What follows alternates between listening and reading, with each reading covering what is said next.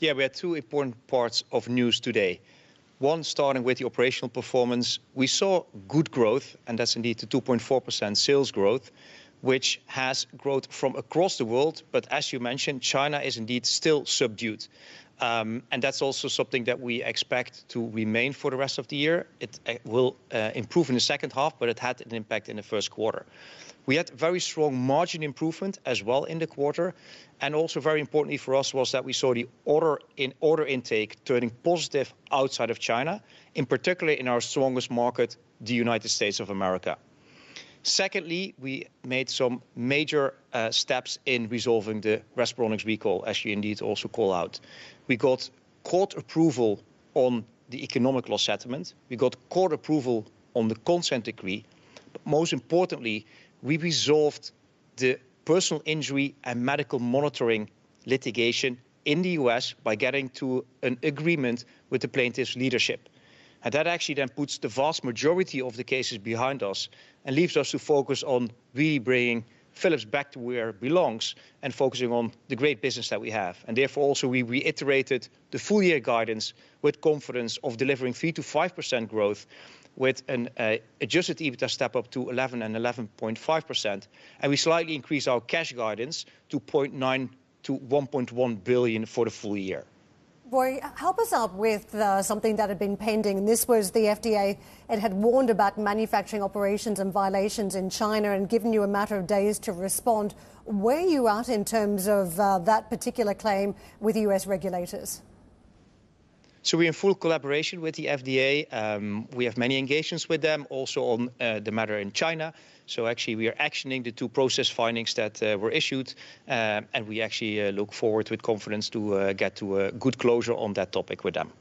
Roy, so that's still pending. So let me just ask you then, because some of the concerns here was around quality and manufacturing.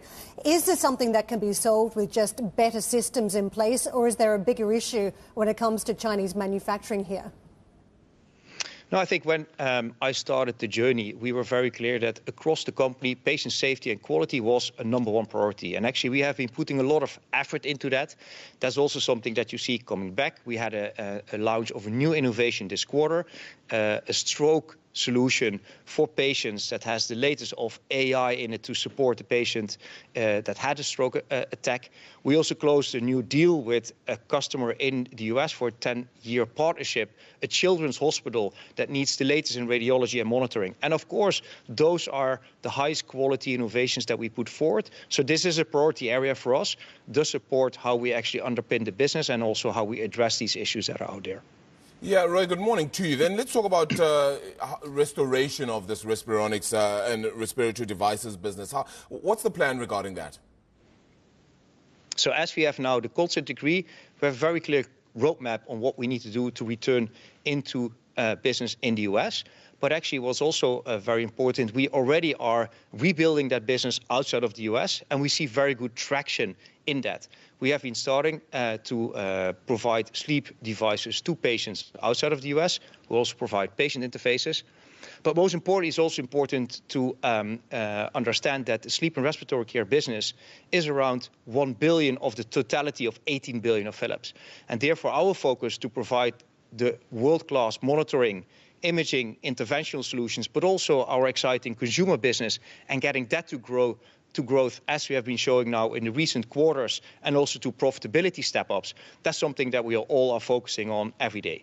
Yeah, Roy, on one hand, though, you still have the fact that you've had to make all these provisions, which ultimately decreases your ability to invest. Ultimately, that's what one would say. How do you balance that then to be able to put through these provisions, having to reach this consent decree, of course, as well, plus the fact that with new technological advancements, which could aid your business quite significantly, you have to invest quite heavily in that, and the one kind of offsets the other. How do you balance that situation you face right now? Yeah, when we started with the new plan, we had 3 clear priorities. The first one is getting back to sales growth. The second is getting margin improvement. And the third was very strong cash focus. And actually that yielded strong results. Last year we had positive free cash flow of 1.6 billion inflow. And also now by actually getting these cases behind us, we can confidently say that we can actually pay for these cases out our operational cash flow. And that was very important, so that actually we can indeed not only invest in new innovations, the AI that you're mentioning, that's extremely exciting, but also in actually ensuring that we can deal with any outstanding case that is there. So we are currently dialing up significant investments in AI. Healthcare is under big pressure. As we all know, there are just not enough people to take care of patients. So we need to have new solutions coming into play.